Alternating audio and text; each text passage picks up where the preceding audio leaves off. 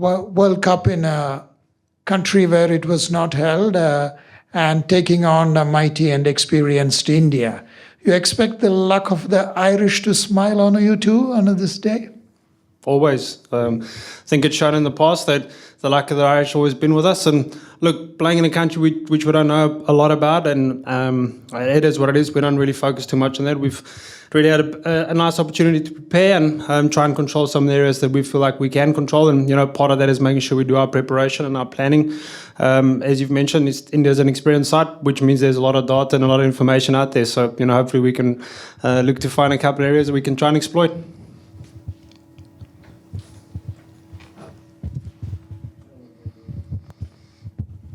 Amit, you guys have not allowed inside and you have not had a view of the stadium. Was it still the case, or you had a chance to visit the stadium and get a feel of it? Yeah, look, we haven't been there. I'm going to head out there soon. Again, I guess that's one of the things you can't control.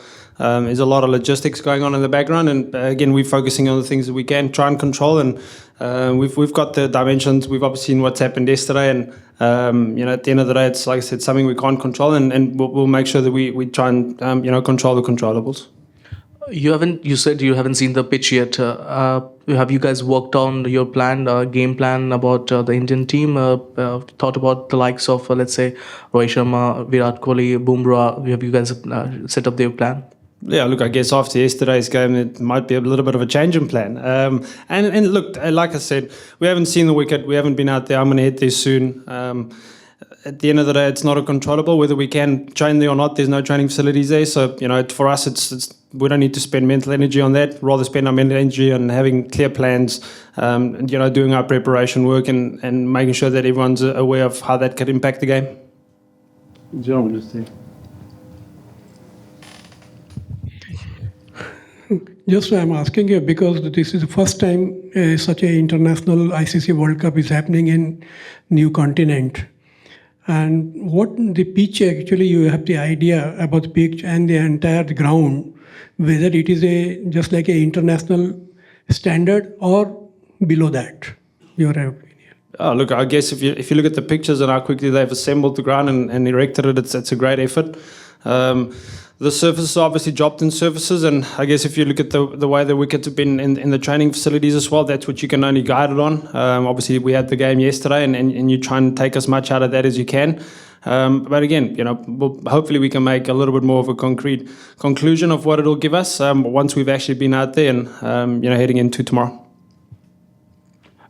Overall, what's your sort of view on the logistics of everything? The distance from here to back to the hotel and everything like that. Has it been a bit disruptive for you? Sorry, they just called me Paul. No. No. Sorry, saying again? What's your view on the logistics of everything? The distance from here to the hotel and all that sort of thing? Yeah, look, it's a challenge. But again, I think the one thing that we've constantly been trying to focus on is being adaptable, being versatile. We can't control that. It is what it is. We've got to get on with it. We're not here, to have a holiday. We're here to play cricket. And at the end of the day, those are the cards we've dealt, and we've got to try and make the best of it. There's obviously a strong Irish community here in New York. Have you guys come across people, or are you expecting, encouraging people to come out and support you? Yeah, look, there was a nice little event last night in Gibney's in town where there was a fair few of the players around to, meet up with the Irish community out here. And, hopefully over the next little period, starting tomorrow, we get a couple of people coming to support us. I'm sure they will, as they always do. How great of a challenge was it to separate from Britain and Ireland from the cricket perspective? Because sometimes I know some of you guys used to play for England when it was just one team. So how is it now? Yeah, look, I think the Irish we've got our own identity, and it's great to see that we've come through the ranks and we've been able to build up a brand of cricket that is exciting and people want to watch and people want to follow, and hopefully we can start the World Cup in that same sort of vein and ensure that we keep building our brand and keep having the next generation of Irish cricketers wanting to come through and represent their country at the highest level of cricket. Ireland have been played India in T20 format and recent years, and you guys have been quite competitive and recently have beaten Pakistan as well. So how big a confidence booster these performances will be going into this game?